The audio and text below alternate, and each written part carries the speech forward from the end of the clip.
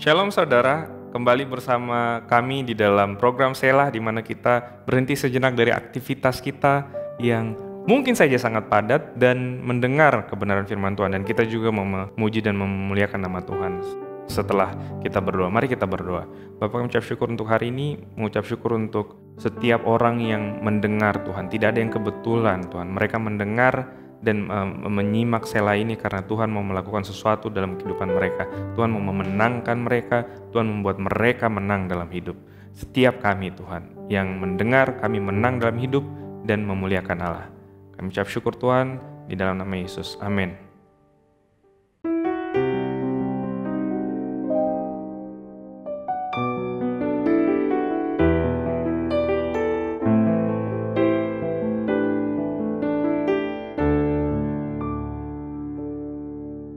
Ku ada sebagai mana ku ada, berdiri menghadap tatamu Bapa. Semua karena anugerah-Mu yang telah selamatkanku. Ku hidup dalam segala kelimpahan, ku layak untuk melayani Tuhan. Semua karena anugerah-Mu tercurah bagiku. Besar anugerah-Mu, berlimpah kasih-Mu. Semakin hari semakin bertambah besar anugerah-Mu.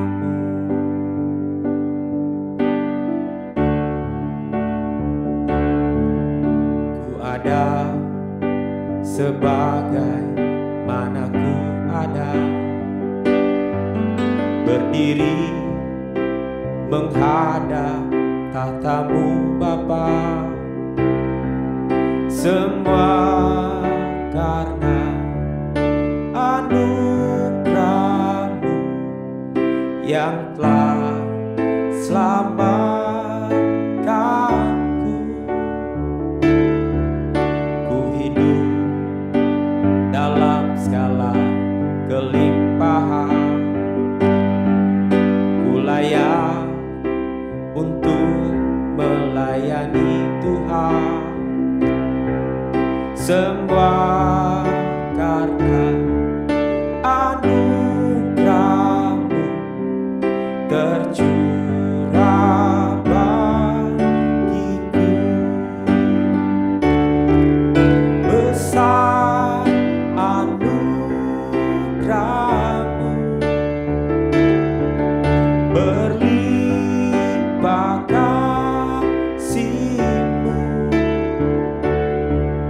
Semakin hari semakin bertambah besar anugerah-Mu.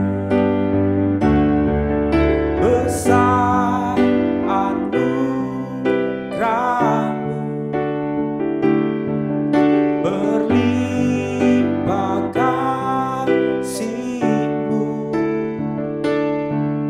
Semakin hari semakin bertambah besar anugerah-Mu.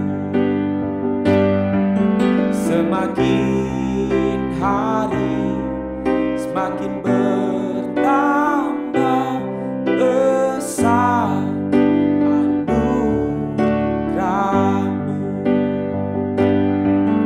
Semakin hari semakin bertambah besar anugerah-Mu.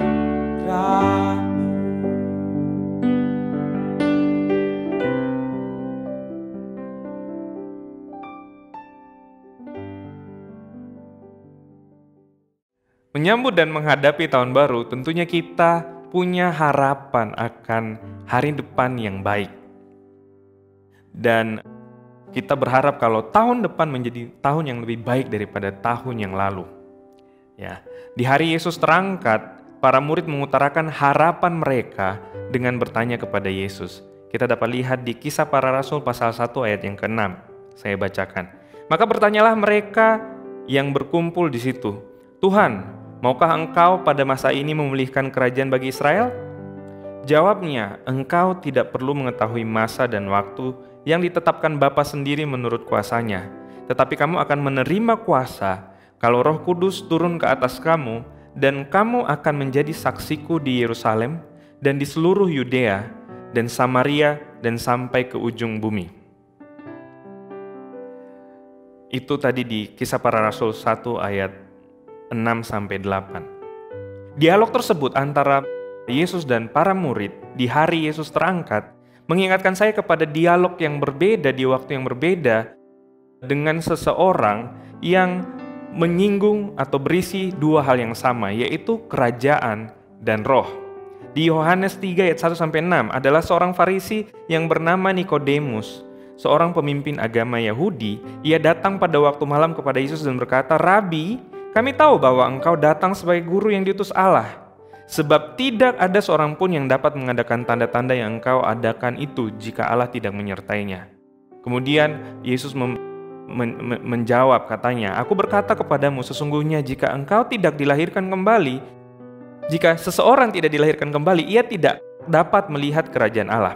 Kata Nikodemus kepadanya, "Bagaimana mungkin seorang dilahirkan kalau ia sudah tua? Dapatkah ia masuk kembali ke dalam rahim ibunya dan dilahirkan lagi?" Jawab Yesus, "Aku berkata kepadamu, sesungguhnya jika seorang tidak dilahirkan dari air dan roh, ia tidak dapat masuk ke dalam kerajaan Allah. Apa yang dilahirkan dari daging adalah daging, dan apa yang dilahirkan oleh roh adalah roh." Kerajaan dan roh, dua topik atau dua hal yang disinggung di dua dialog antara Yesus dan para murid, dan di waktu yang lain antara Yesus dan Nikodemus. Ketika para murid bertanya mengenai kapan Yesus mau memulihkan kerajaan, mereka memaksudkan bahwa kerajaan Israel yang berupa kerajaan secara politik, secara fisik yang terlihat. Mereka berada di bawah kekuasaan Roma waktu itu, mereka dijajah oleh kekaisaran Romawi, dan untuk mereka, Kristus adalah jawaban dari keadaan sulit yang mereka hadapi. Mereka memimpikan kerajaan Israel yang dipulihkan tanpa dijajah oleh bangsa lain.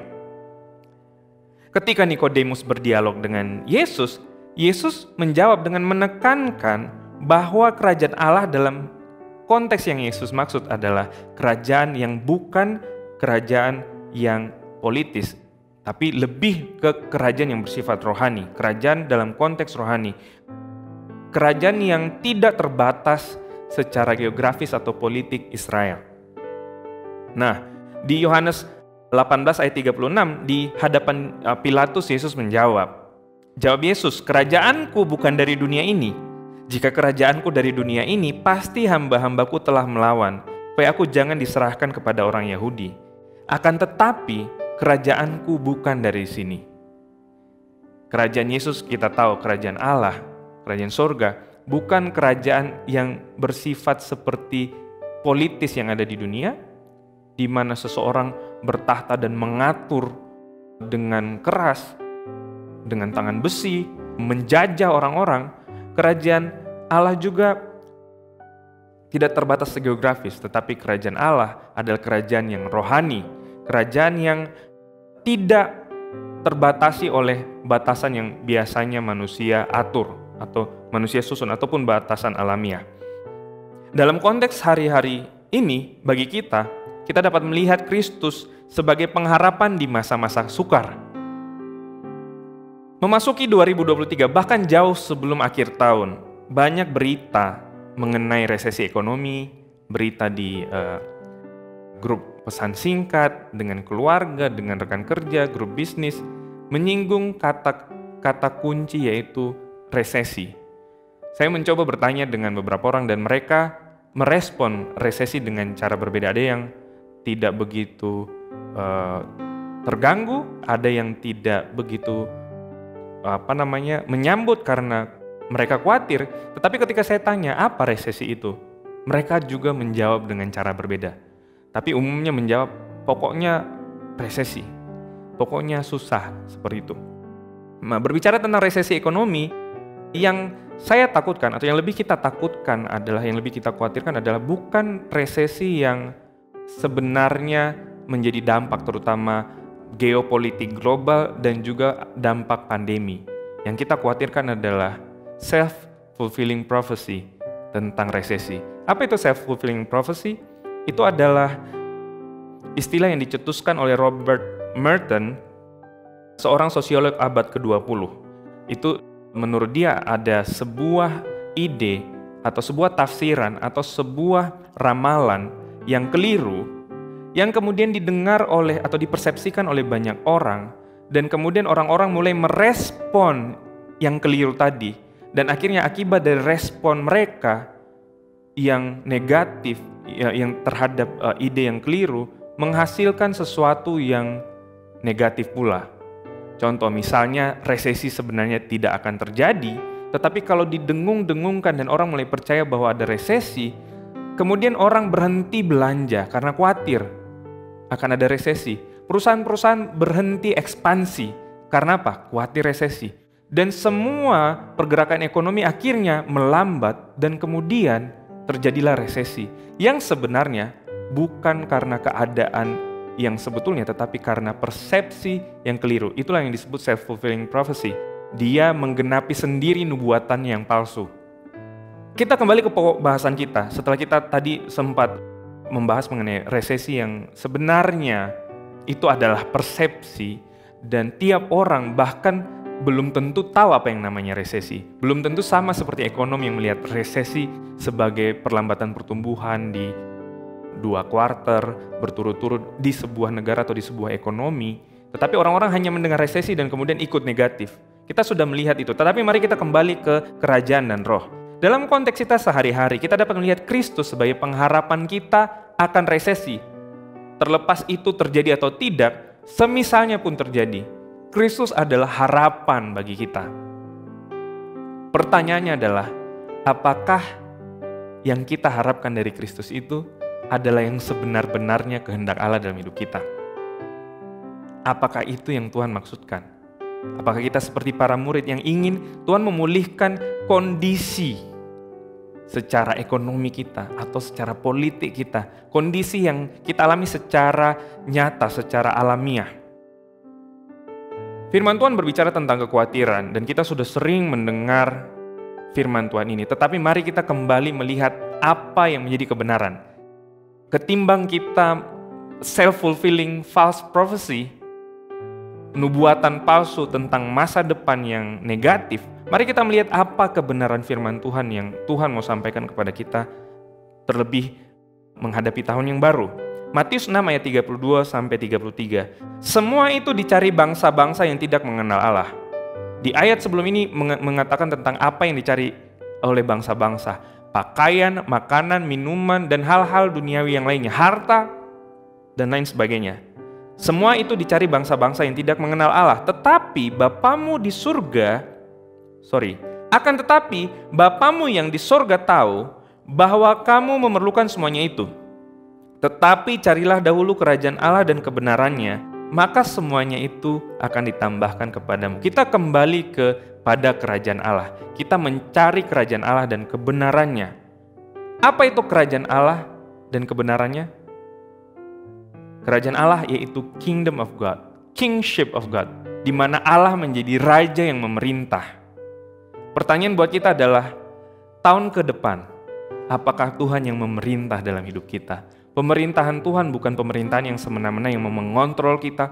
Tidak. Justru kalau kita berada di dalam kehendak Allah, kita merasakan betul bahwa benar-benar kita diberi hak bebas, kehendak bebas, memutuskan segala hal. Tetapi pilihan kita, apakah kita mau tunduk di dalam pemerintahan Allah atau tidak. Kerajaan Allah adalah posisi dan kedudukan Allah sebagai raja yang memerintah. Kerajaan Allah dan kebenarannya. Kebenarannya siapa? Kebenaran versi Allah tentunya, yang kita dapatkan dari kitab suci. kita membaca Alkitab kita. Setahun 2022 kita punya tema Abide. Abide, tinggal di dalam firman Allah. Dan tahun ke depan kita berjalan di dalam roh, kerajaan, dan roh seperti yang tadi dibilang. Ketika kita berjalan di dalam roh, kita hidup kita diperbarui, kita lahir baru, kita menjadi manusia roh, manusia rohani, maka kita dapat hidup di dalam kerajaan Allah. Kita dapat masuk ke dalam kerajaan Allah. Yesus menjelaskan kepada Nikodemus bagaimana kehidupan yang di dalam roh. Yohanes 3 ayat 7-8. Janganlah engkau heran karena aku berkata kepadamu, kamu harus dilahirkan kembali. Angin bertiup kemana ia mau pergi dan engkau mendengar bunyinya, tetapi engkau tidak tahu dari mana ia datang atau kemana ia pergi. Demikianlah halnya dengan tiap-tiap orang yang lahir dari roh. Saudara dan saya yang lahir dalam roh. Jika dilihat dari persepsi kacamata dunia, kita terlihat aneh. Seperti angin tertiup kemana, mereka hanya melihat kita bergerak. Tapi mereka bingung, polanya bagaimana, datang dari mana, pergi kemana. Karena apa? Karena kita dituntun oleh roh.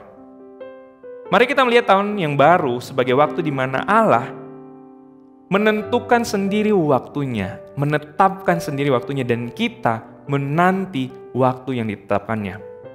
Waktu Allah, karena Dia adalah Raja dalam hidup kita. Dan karena kita adalah orang yang telah dilahirkan di dalam roh, kita tidak diatur oleh keadaan. Apapun yang terjadi, seberapa buruk pun keadaan di sekeliling kita, kita tidak diatur dan didikte oleh kerajaan. Kita dipimpin oleh roh. Dan sama seperti kita sudah belajar di Kristus sebagai Raja dalam hidup kita, roh memimpin kita. Marilah kita seperti yang Yesus katakan kepada Nikodemus, angin bertiup kemana ia berkehendak. Biarlah hidup kita bertiup kemana roh Kudus, Allah sendiri bertiup, meniupkan kita. Dan biar tahun ini tahun yang penuh dengan miracles, tahun yang penuh dengan banyak mujizat. Kita tidak melihat pola yang biasa-biasa yang dapat ditebak. Tetapi ketika kita benar-benar sensitif kepada kehendak Allah, kita hidup di dalam firman-Nya, kita dituntun oleh roh. Kita melihat Allah menuntun kita, bahkan ketika pola di dunia merosot, naik, kacau, kita tidak mengikuti pola itu. Kita ke arah yang roh kehendaki kita pergi. Biarlah firman Tuhan ini menjadi penghiburan dalam hidup kita, menjalani waktu tahun ke depan. Kita bukannya budek atau tuli tentang apa yang terjadi di luar, tetapi kita lebih fokus mendengar apa yang benar, yang menjadi kebenaran Allah dalam hidup kita. Dan biarlah hidup kita bukan self-fulfilling prophecy yang keliru, tetapi kita fulfill God's will di dalam hidup kita. Kita menggenapi kehendak Allah dalam hidup kita. Mari kita berdoa. Bapa, kami ucap syukur Tuhan untuk firman-Mu, di mana kerajaan-Mu dan kehidupan roh itu berjalan di dalam hidup kami. Engkau sudah melahirkan kami kembali Tuhan. Kami sudah dilahirkan kembali dan kami adalah anak-anak yang lahir dari roh. Kami hidup di dalam kebenaran kerajaan Allah. Kristus yang memerintah dalam hidup kami. Roh Kudus yang menuntun kami, yang mengajar kami Tuhan. Bahkan di masa-masa yang menurut orang berat, kami tahu Tuhan, kami mau tunduk di dalam kebenaran firman Tuhan, dan kami mau hidup dituntun oleh roh. Dan biar kami sensitif Tuhan, karena ketika kami mengikuti roh-Mu Tuhan, Engkau melakukan mujizat dalam hidup kami Tuhan, yang hanya Engkau dapat lakukan, bukan karena strategi kami, bukan karena kebijaksanaan dan kepintaran kami Tuhan, tetapi karena kebenaran firman-Mu berkata demikian, dan karena kami dituntun oleh roh Tuhan. Dan biar ada konviksi dalam hidup kami Tuhan, karena Allah yang hidup tinggal dalam kami, menuntun kami Tuhan dari dalam.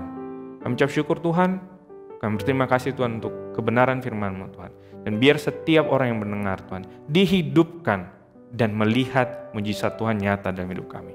Terima kasih Tuhan, dalam nama Yesus kami sudah berdoa. Amin. Tuhan Yesus memberkati.